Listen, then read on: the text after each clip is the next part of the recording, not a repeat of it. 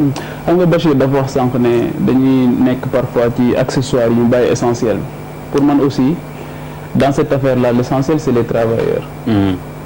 lépp loo xamante ni moo nasaxal seen dund loolu dañ ko war a jàmmaarloo ak moom xëy na ñi nga xamante ni ñoo ngi séjourné depuis des années des décennies à la tête de ces syndicats là benn élément lañ ci problème bi mais xëy na du loolu rek mooy problème bi am na yeneen problème yoo xamante ni nekk na ci. ñu xool tey jii par exemple caisse de sécurité sociale ñi ñu ko jox ñi ñu jox IPM ñi ñu jox IPRES ni ñu politiser ces institutions xëy na bokk na ci li tax tamit travailleurs yi gën a sonn man loolu moo ma intéressé dans le débat travailleurs yi ndax ñooñu yàgg bi ñu fa yàgg quel est l'enjeu ci yàgg bi lan lay gagneloo travailleurs yi wala lan la leen di perte loo loolu moo dal aussi consommateurs yi chaque jour ñu wax ko am na sax ñu ci entretenir des liaisons extrêmement dangereuses avec le pouvoir finalement personne ne défend les consommateurs mais justement personne ne défend aussi les travailleurs ils sont plus protégés les travailleurs waaw parce que li ñoom jot wax moom mooy dëgg yenn avantages yi yenn ñi nekk ci réew yi ñi nekk ci réew yi dañu bëgg tukki lool voyage BIT voilà donc yooyu yëpp xëy na aussi concourir na ci ñooñu gën a sonn donc li tax président wax loolu xëy na li tax mu ñemee leen noonu te ñooñu nekk ay naataangoom waroon na indi chaque jamono bu nekk contre proposition donc loolu aussi dafay am solo bu fekkee ni nit dafa wàcc mission classique am yenn saa yàpp ko dafay yomb trop tout à fait waaw donc président aussi quelle est sa responsabilité dans tout ça xam nga man Macky Sall ce qui m'intéresse chez lui mooy lu mu bëgg a régler nag régler ko c'est-à-dire que lu ko yitteel daf koy régler léegi bu ñu defee constat bu triste bi jatu def ak Bachir léegi qui est au box des accusés kan moo war a indi solution bi kan moo ko war a régler définitivement le président lui aussi s'accommode bien avec des gens d'une autre époque mais Pape attention les syndicats c'est des associations privées est-ce que état am na fa responsabilité foofu mais mais bi ñu leen bëggee réglementer organiser élection yi kan moo ko def l'organisation d'une élection c'est recommandé par le BIT ak yooyu c'est pas un problème mais li ma un syndicat ASC bopp koñ bi ak daayira bi ak yooyu yëpp c'est régi par la loi sur le CECC. Oui, c'est des associations privées. Oui, Bachir, on est content, on est plutôt d'accord, mais sur le principe li muy wax mën nañ ko dégg. Jatu wax na ko li ñuy casse ci politique yi mais c'est ce qu'on retrouve là-bas et pour man même dañuy tooñ politique yi le mandat présidentiel par exemple c'est clair que c'est dañ ko limiter à 2. Ce n'est pas le cas chez ces gens-là qui donnent la leçon alors qu'ils sont inamovibles dans la jouissance, vous m'excusez du terme.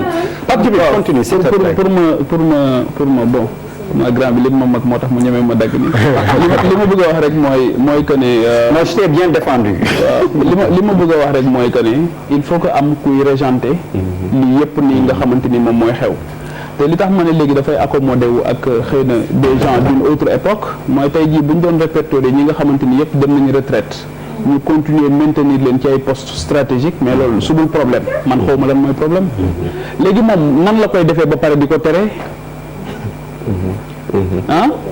mënoo koy def ba pare nga koy tere donc gis nañ fii président de la république sax bu régler question grand sëriñ donc président lu mu bëgg a def ci réew yi nga xamante ni doole ji nga am yàlla rek a xam nu mu toll mën nga ko régler mais il faut que nga jox ambition tout cela il faut que nga jox ko ay objectifs yu leer te man dans cette affaire là encore une fois li ma intéressé rek mooy les travailleurs te xam naa dinañ ci ñëwaat ci biir waxtaan bi li président ne du fay passif social bi nga xamante ni fekk na ko fi loolu yëpp aussi il faut que ñu xoolaat ko passer ko à la loupe waaw pour xool exactement lan moo ciy responsabilité parce que dañu gis politiciens yi ça bu leen arrangé ñu ne la continuité de l'État su leen arrangé wul ñu daal di désengagé wu alors que y a beaucoup de familles yoo xamante ni disloqué wu nañ jamono bii ni sonn nañ te justement parce que voilà. Charles est-ce que le président a eu raison ndax président ni mu leen tontoo pour yow jaadu na jaaduwul. man je le trouve même gentil. Ah bon? Oui, c'est le digg la mu war a def oui, faut dire les vérités, c'est une mafia organisée. Point final. Oui, non, moi tu sais Diatou, moi je mets pas de je tranche. 135 000 travailleurs. Non, de l'État, fonctionnaires, agents. Qui nous coûte 763 80 milliards par mois. 740 et quelques milliards l'année. 700 et quelques milliards l'année. Il y a eu 60 milliards entre 2018 et 2019 d'augmenter. Donc, les 700 milliards l'année, si le budget n'est que 400 milliards, ça te fait plus de 15%, entre moins de 20% de notre budget national. Pourquoi? Pour que nos enfants baillent de l'école. Que tous aujourd'hui, nous le maintenons sous Senghor, on a fait l'école publique, tout le monde école privée, moi, nous avons entré ici en 6e, nous avons école privée. Pour que nous aujourd'hui, si nous donnons nous l'école privée. Nous avons fait les syndicats qui s'appellent Gësëm. ay ànd Gësëm yow nga war ma fekk damay Gësëm. ñu lay bàyyi ñuy tudd noonu ci dëkku Sénégal ñàkk fay la mënul paase loolu. lu war a rëkk seen digg yi yéen yëpp. oui parce que vous n'êtes pas des travailleurs. Qu'est-ce que vous faites? Passez votre temps à aller au cimetière enterrer des gens. Sénégal enterrer des gens loo xam ne 3 minutes 1 heure de temps ñu def ko journée. ngénte yi kenn waxatul absentéisme y a mos nañ fi invité que je ne sais pas si vous vous rappelez benn fonction benn haut cadre du ministère des finances. Je ne sais pas si vous vous rappelez mu ne les travailleurs sénégalais travaillent 2 heures par 35 heures par semaine. non effective. on ne travaille pas. dëkk boo xamante ne on doit être à 7 000 milliards de 7 000 milliards de budget. kan moo koy créer kan moo koy liggéey. Sénégal tey waroon nañ tollu 7 000 milliards de budget parce que mën nañ ko war nañ ko dem uti ji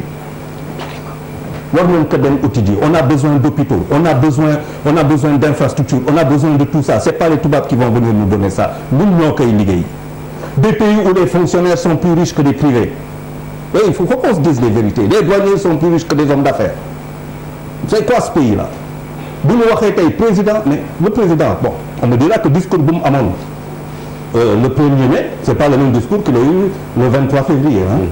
Et il est devenu confortable. Donc, c'est politique. Parce qu'avant ça, il y a eu les étudiants et filles, enseignants et filles, tout ça, pour réagir. Donc, on ne peut pas respecter des gens comme ça. On prend le problème de ce travailleur, dans l'augmentation de salaire, il va te faire 15 gosses. À qui il faut que le contribuable doit supporter à l'hôpital, comment dire, dans l'école, à l'hôpital. On ne peut pas continuer comme ça, il faut qu'on se dise des vérités. Moi, j'ai un problème avec les syndicalistes. Tu parles des travailleurs. Oui, mais moi j'ai bien envie que le syndicaliste vienne me trouver, me dise mais comment ça se passe, Charles? Est-ce que ton truc hyper médical, est-ce que ça se passe bien? Charles, est-ce que tu touches tes allocations familiales?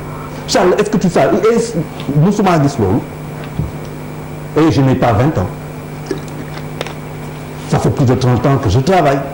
Qui manque de 92, ça fait plus de Dara. Tu imagines que, comment il s'appelle, la top fille pendant 27 ans, couper fille sur l'électricité de 27 ans après. C'est n'importe quoi, c'est une mafia, point final. Et on fatigue nos chefs d'État, on fatigue nos gouvernements, on fatigue tout le monde avec ça. Au moins Sénégal. Comment tu mets le grappin dessus pour le gérer. Nous, par exemple, président de Maine, 100 jours. Comment c'est que nous les mettons 100 jours? Mais comment voulez-vous que je m'occupe de vous quand vous me posez un problème? Quelle est la valeur ajoutée qu'on apporte dans ce pays, que le travailleur apporte dans ce pays-là? Rien. Vous êtes travailleur, Charles? Oui, je parle de vous. Vous êtes travailleur, nos élèves, nos enfants sont d'une nullité affligeante. Vous n'êtes pas travailleur? Je suis privé. Vous êtes pas privé. Non, je demande, vous êtes travailleur? Je suis privé. Travailleur du privé. Nos enfants sont d'une nullité affligeante. Entre nos enfants de 1980 qui sont nés après les années 86, vous avez entendu les étudiants là, dans les interviews? Une catastrophe.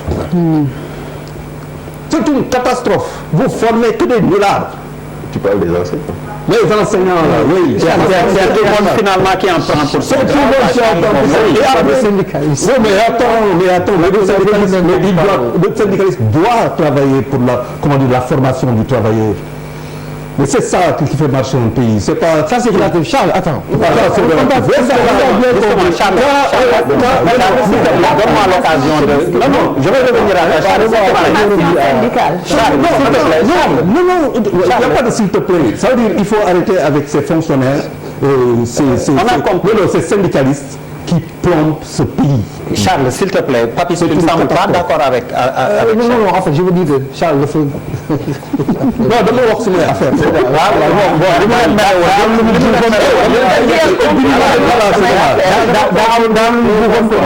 li mu leen mere yëpp wax na leen.